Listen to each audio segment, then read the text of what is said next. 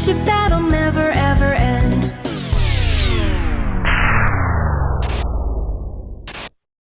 Run!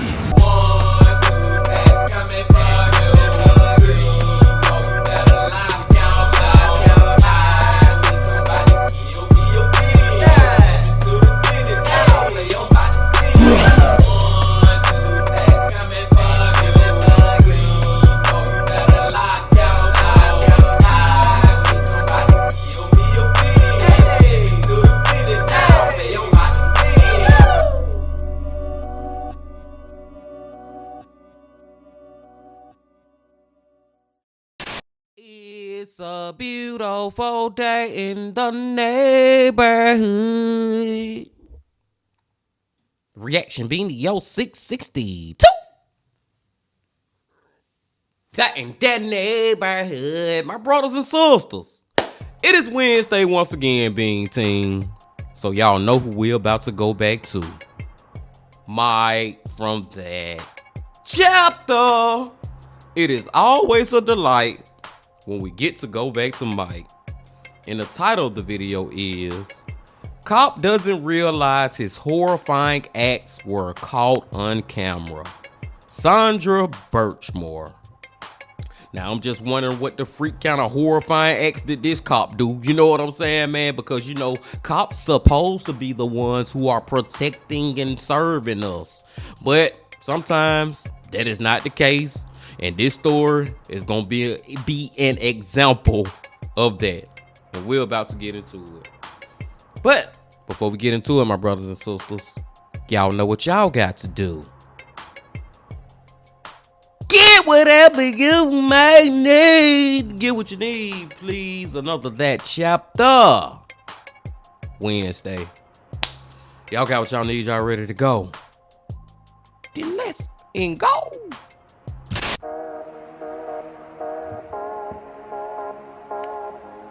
Hey you, and welcome. My name is Mike, and in this solo video, we are once again heading to the Boston area. You know, we got the big dogs, like you got Florida, you got Texas, but all big mass, they're really up there giving it the old college try, with cases like Anna Walsh, Karen Reed, and today's story, Sandra Birchmore. A story of monsters hiding in plain sight, monsters of the very worst kind. But before we get into it, please subscribe to see new videos every single week. Now, you and I, let's give it a go. Let's give it a go. And get whatever you may need.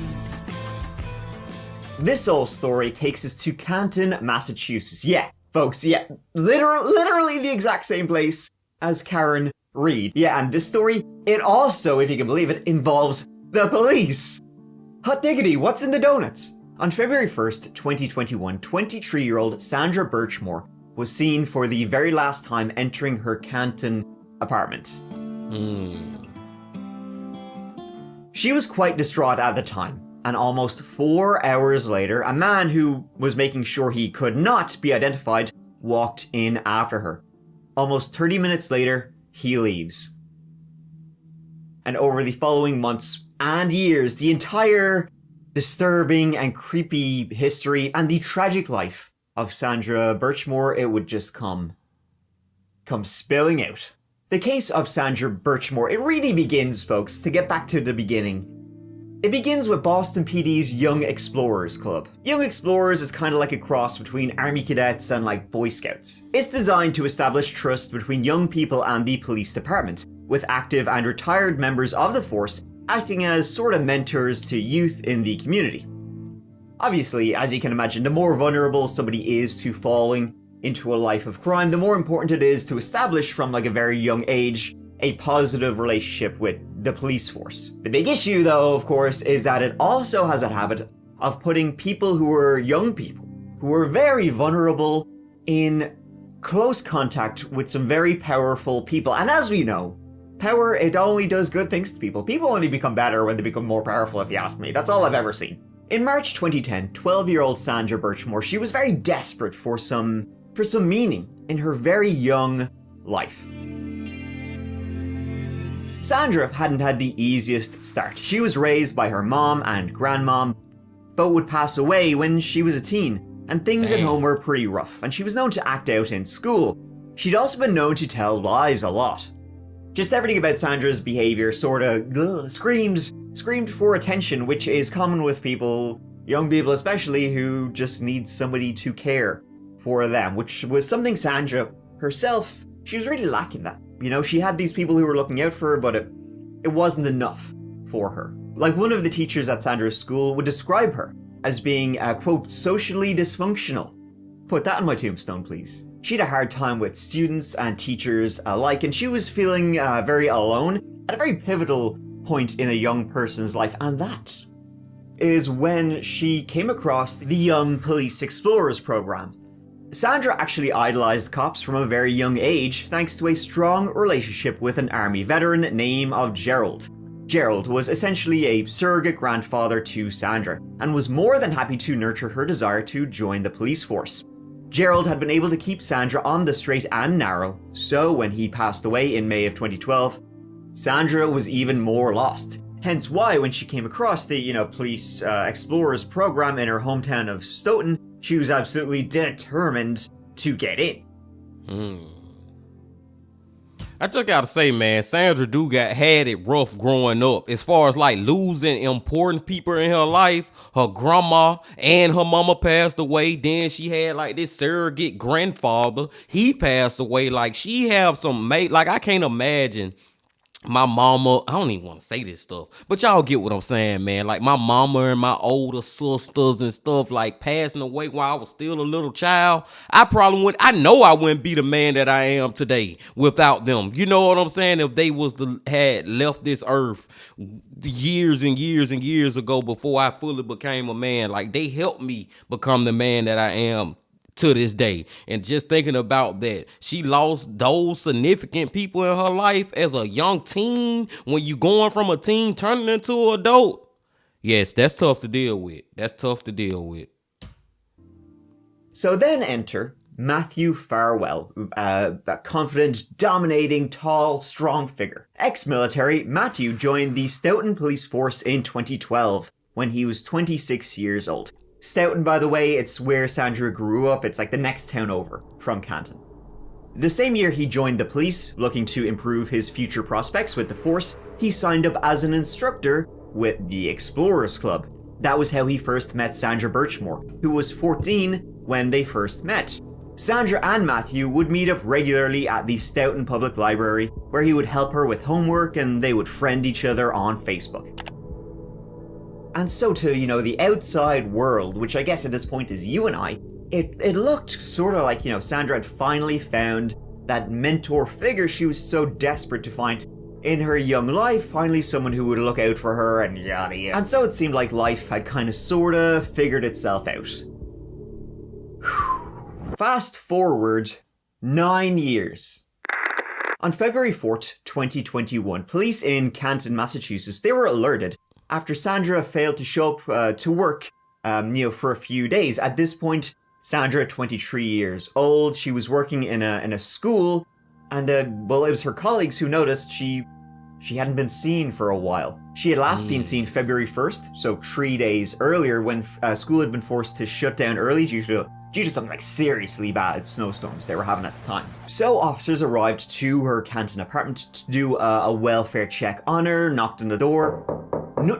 Nothing coming from the inside, so then they asked the property manager for a key, let themselves in, have a go around. Now the door was locked, there was no signs of a break-in in her apartment. Announcing themselves as they moved through, still no answer. But the reason there would be no answer would become apparent almost immediately. Sandra's body was found leaning against the closet door in her bedroom. She was cold to the touch and appeared to have been dead for some time. The strap from a duffel bag had been tied to the closet doorknob with the other end wound around Sandra's neck, strangling her. Now, initially, the scene looked like perhaps self-inflicted. An unusual one, but one nonetheless. And it was treated that way by both Canton PD and Mass State Police. This was soon backed up by the state's medical examiner. No, man, Sandra ain't killed herself. And it's just so effed up, man, because it's like, y'all know how I was just talking about how she lost significant people in her life as she was growing up. And then she finally did find like this role model type, guardian type, person in her life. And come to find out, she really found the devil. Because we all know it was him who did it. I can't remember his name yet. I'm pretty sure Michael said it again.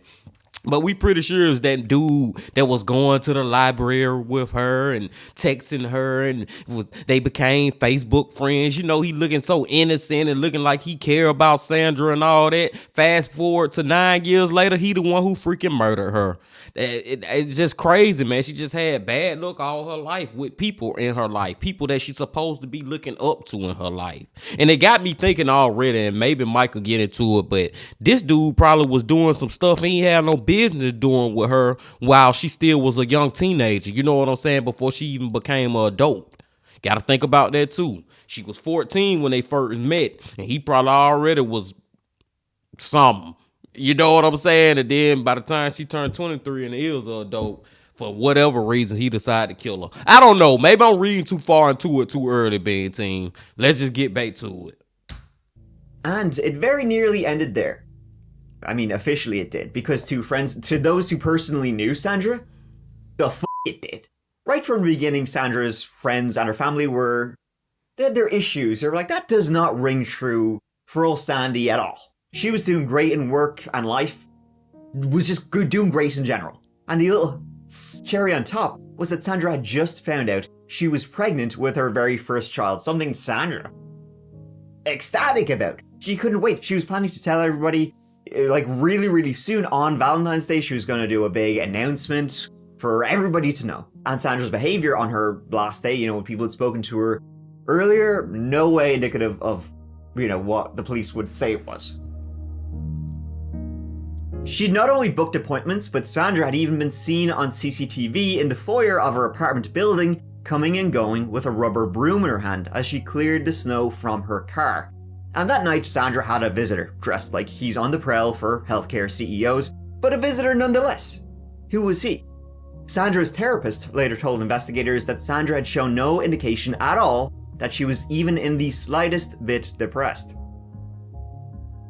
This story truly is about some very shady things that happened in plain sight, and a killer who is known to, like, everybody. But guess what? What if, for instance, you didn't want to be found, you didn't want people to know where you are? It's the holidays, which means we are all sort of trying to hide from people. Am I right? Well, you've got to use the greatest, the GOAT, that is Nord. I knew Mike would go into a commercial. Shout out to NordVPN. Shout out to that chapter. But I'm pretty sure it is the same dude that she met when she was 14 years old. And you just watch that footage and see how he walked up in the building with his hoodie up and he got the mask on and he walking with his hands in his pockets like he not even trying to show his, his bare hands and stuff. Like the way he just walked in and out, you could tell he was trying to conceal himself from the public, because I'm pretty sure that he knew that it was cameras recording him walking inside that building,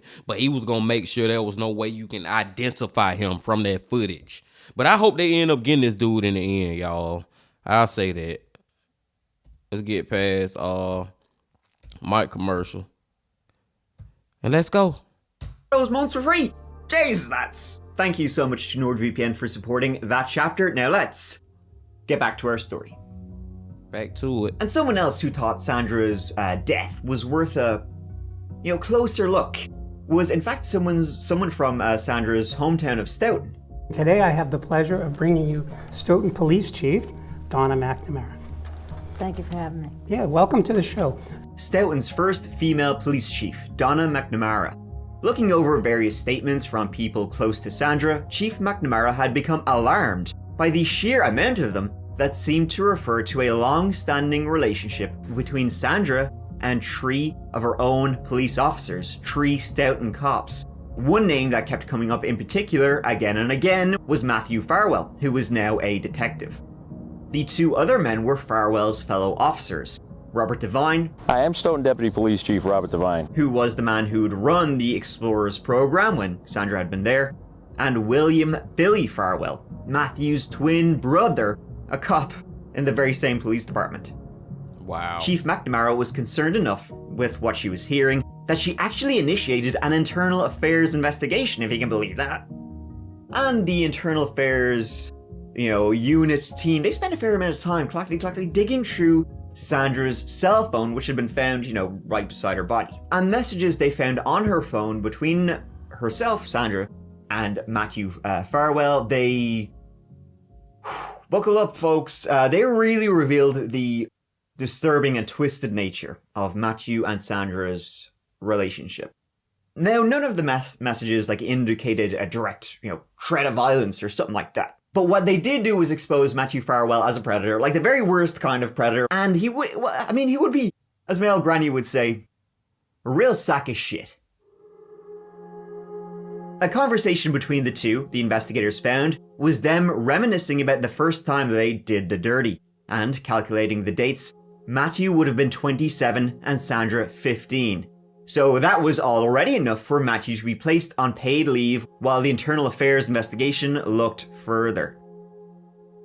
Them some sick ass messages to read, y'all. Go back and rewind it and read it again if you really didn't read it. And think about the blue. The blue text messages is from a 27-year-old man, and the white text messages are from a 15-year-old girl. I called it earlier, but we could see it coming, man. We knew that he had to been doing some stuff with her while she was still young, before she was even legal. You know what I'm saying, man? Just another disgusting ass predator. It's so scary, man, when you think about how many freaking grown ass adults be really doing this ish with children. And a lot of these stories we never will hear or ever will know about. That's the even scarier part. These just be the ones we know about. But a lot of this ish go on every day in our own neighborhoods, more than likely, and we don't freaking know.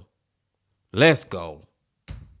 The messages well and clearly indicated that Matthew had spent a hell of a lot of time, a hell of a lot of his own time, get a hobby or something, into grooming Sandra when she was a child and, telling her, oh, he loved her and all this kind of stuff, which he absolutely did not. Sandra, it appeared, though, fully believed he did. Her messages to him would be about emotions and feelings. He would text back, just bringing it right back to, doing it. Damn, this story is creepy. It'd sicken your arse. I mean, you can find a lot of the messages online. I won't verbally at least go through them because they are disturbing, graphic, and you might end up with your head in the toilet if you read too many of them. Now, Matthew would, to Internal Affairs admit, okay, yeah, we slept together once when she was of age and we were drunk and it was just one time. When in reality, going through this messages, it had started when she was a child, going on, from her time at the Young Explorers Club to her death for 8 years. They had been having an affair. It had begun in 2013. The same year Matthew Farwell was getting married. So while he was marrying his wife, he was cheating on her. The entire thing is gross. He would meet up with her after school in his police cruiser, and if she got bad grades or she didn't share her cell phone location, he would just do, make her do incredibly degrading acts. And if she even mentioned any other men, mother of God. Despite everything with Matthew, in 2015, Sandra was able to get her high school diploma. Unfortunately, with school over and the Explorers Club no longer an option, Sandra was suddenly again lacking the direction she needed. Matthew, meanwhile, was thriving. In May 2016, he and his wife, along with their 2 children, moved into a nice old 4-bedroom house. In stark contrast, Sandra lost her mother, who died suddenly of a massive stroke at just 52 years old. Less than a month later, she lost her grandmother. Sandra was again all alone and very vulnerable, and it seemed to be only getting more so. In 2020, things were at an all-time low for Sandra. At one point, her aunt, who had kind of, begun looking out for her, her aunt became so worried about Sandra that she called the cops, fearful she might, do something. So the cops arrived and they brought her to hospital. Throughout this entire ordeal, Sandra had been texting Matthew, letting him know what was going on. And then the doctors clear her. We don't think she's a threat to herself or to others. Sandra then goes out, texts Matthew, okay, I've been cleared by the doctors, sorry for worrying you during this entire ordeal. Matthew replied back, "No need to apologize. I wasn't worried." What a guy. Wow. Sandra was struggling to keep her life on track. All the while, Sandra's relationship with Matthew Farwell was getting more and more abusive. And Matthew Farwell wasn't the only man in a position of power who was taking full advantage of Sandra's vulnerable nature. The other two officers I mentioned previously, Matthew's twin Billy Farwell and Robert Devine, had also taken advantage of her. It was now full-on trafficking at this point. Wow. All three men, the Farwell brothers and Devine, violated their oaths of office and should never have the privilege of serving any community as a police officer. Through a sustained and deliberate combination of lies, deceit, and treachery, they violated the policies and the core values of the Stoughton Police Department. Not to mention human decency. Hold on, time out, Bean Team, time out. Am I understanding this correctly? Because this just made the story 3 times as worse as what it already was with just Matthew. Now, is Mike, because he's telling us without telling us that these other 2 officers was having sex with this little young underage child too? Or is he saying like they was just inappropriately touching her or harassing her while they was at work at the police department or something? Or is it just they just was some freaking pedophiles they damn self? You know what I'm saying? In the worst type of way. Because that would be so freaking crazy, man. And it seemed like it is from what the that lady was saying, that police officer saying. But it's 2 more crazy things about this that make it even more crazy. I know I said crazy like 10 times in a row, but I'm probably going to say it again. All I'm trying to say is you add on to the fact that they twin brothers doing this ish. Twin police officers doing this ish with a little girl. And the other dude was the police chief. The chief, Bean Team. You know, you got your regular officers, then you got the sergeants, then you got the lieutenants, and then you got the chief. The chief is the highest one in the goddamn police force. You know what I'm saying? As far as the ranking down to the officers. I ain't got nothing else to say. I mean, the entire life of Sandra Birchmore is so incredibly tragic. You know, the initial verdict on what happened to her, it as tragic it is, as sad as it is to say, it would almost like wouldn't be surprising. But then the FBI got involved. Usually homicide cases aren't within the remit of the feds at all, not unless there are some very particular circumstances. In Sandra's case, it was the combination of the original verdict being changed to a potential homicide, with Matthew as the prime suspect, and the revelation of Sandra being the victim of grooming, despite the mountain of evidence from the phones in the possession of authorities. None of it, however, featured a real threat to kill Sandra. The FBI needed a breakthrough.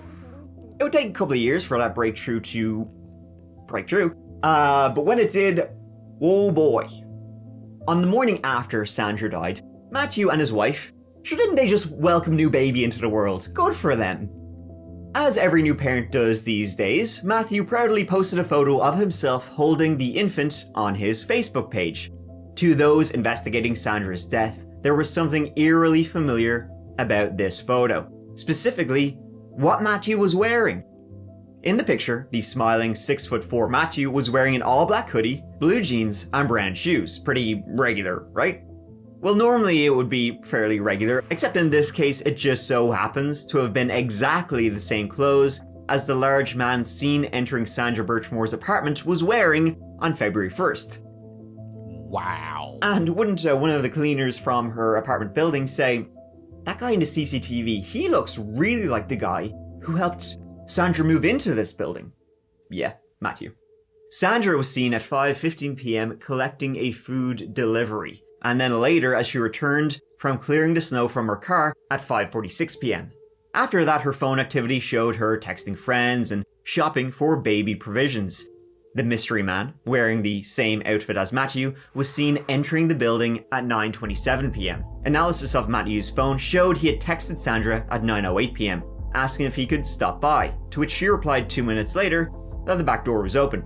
Sandra's phone recorded her last steps as being at 9:40 p.m., after which it never moved. Minutes later, the mystery man left the building.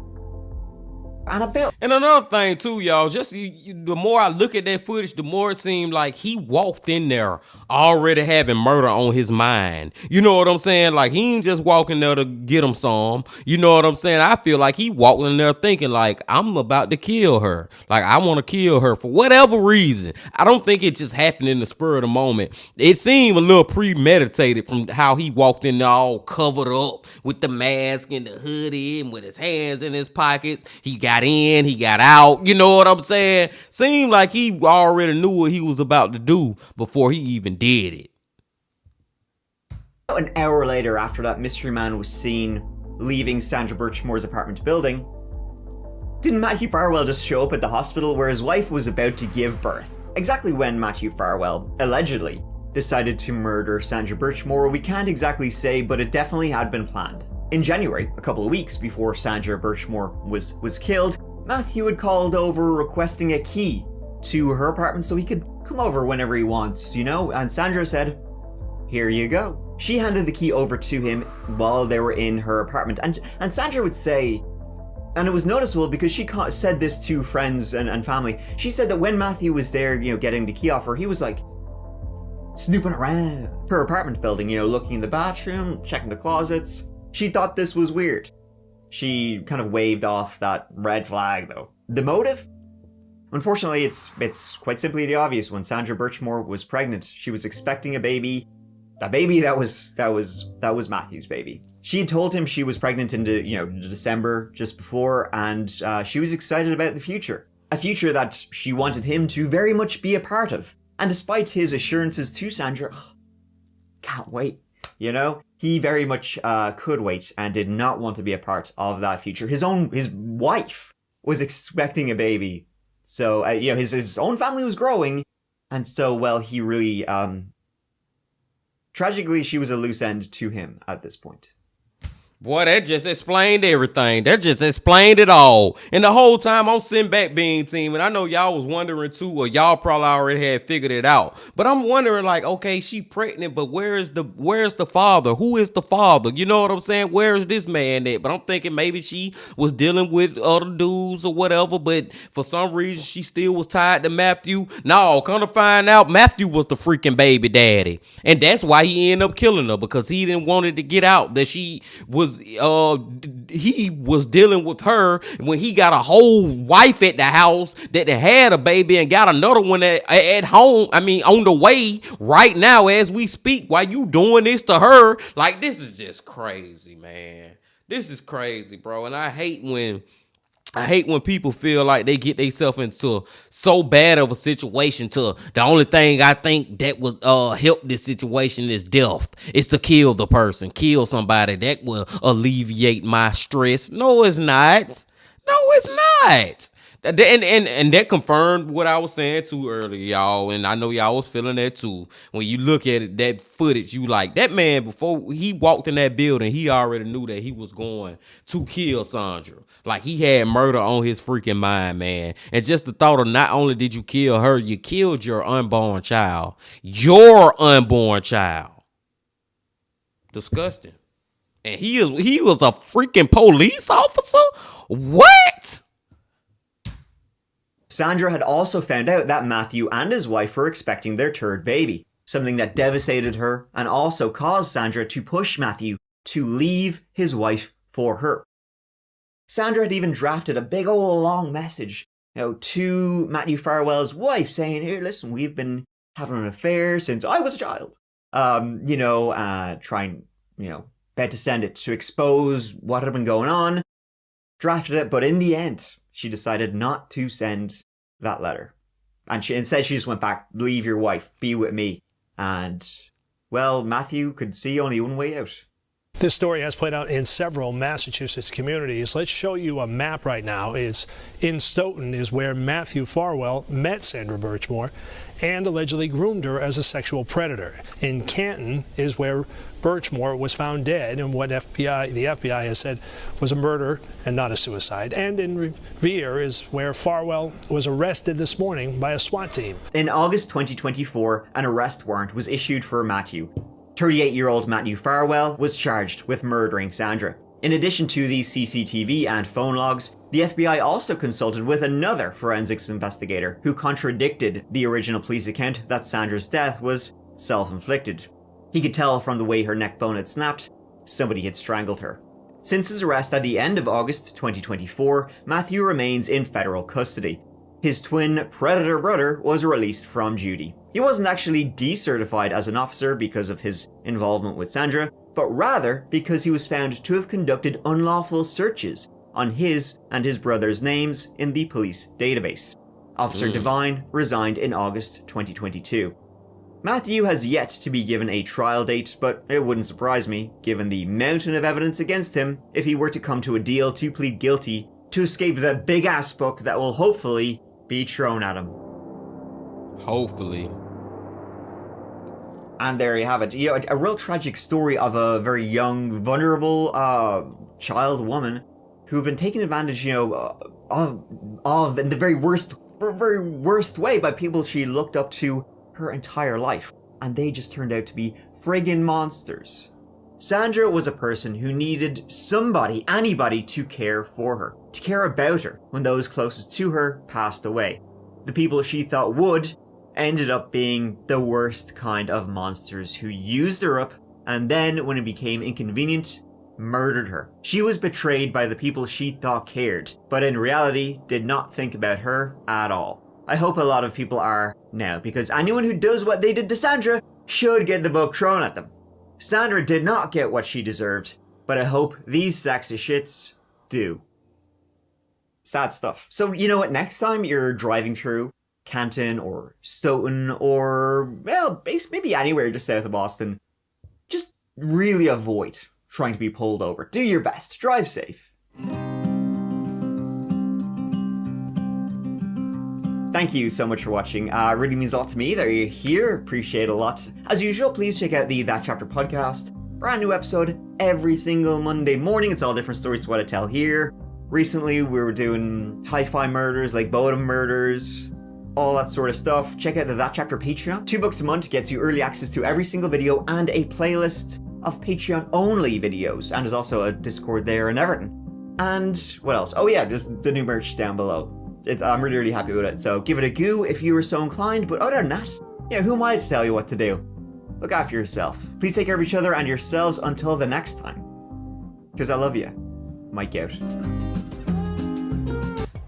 Mike out, Bean Team, with another great video, man. Another great video, but it was a crazy one though. It was like, seriously, like it had more layers to it than I thought that it was gonna have when we got inside of it. You know what I'm saying, man? Like when Mike first revealed that she was pregnant with his child, that was when I had the realization, okay, now everything is making complete sense in the worst type of way of why he would do this to her.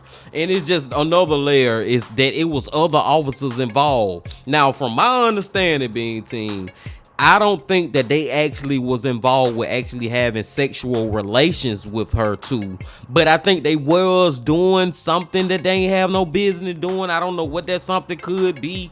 But I do believe at the same time that if not the chief of police, but his twin brother at least knew that they was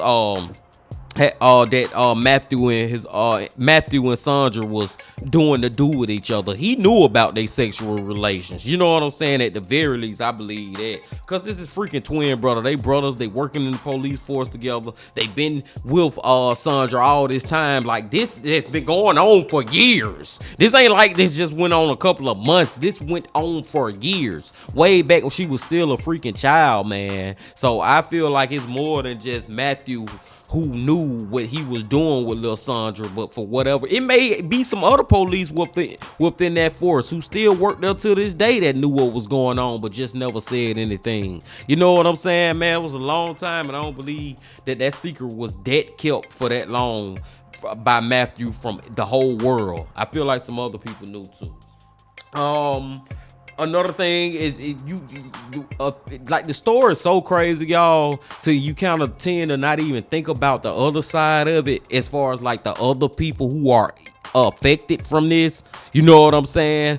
I'm talking about Matthew wife. And she done had goddamn 3 kids with this goddamn pedophile ass man. You know what I'm saying? Who done went and had another, then got another person, another girl pregnant. And you hear that I said, well, she was a woman at that time. But I'm saying, man, he was already cheating on you with the little girl that turned to a grown woman. Then he ended up getting her pregnant. And the whole time you thinking that you got this great family with this great policeman. You're having babies with him literally while you about to have his 3rd child. He got another child on the way, and it's just so effed up. And now you I'm talking about Matthew now, you being the father of my 3 kids, you know what I'm saying? You taking yourself out of their life. Now they gotta deal with it. Now they gotta grow up and know what their daddy did. Like, you gotta look at it from all different sides, y'all, and that's just one of the sides that you wouldn't think about too much when we watch this story, because the side of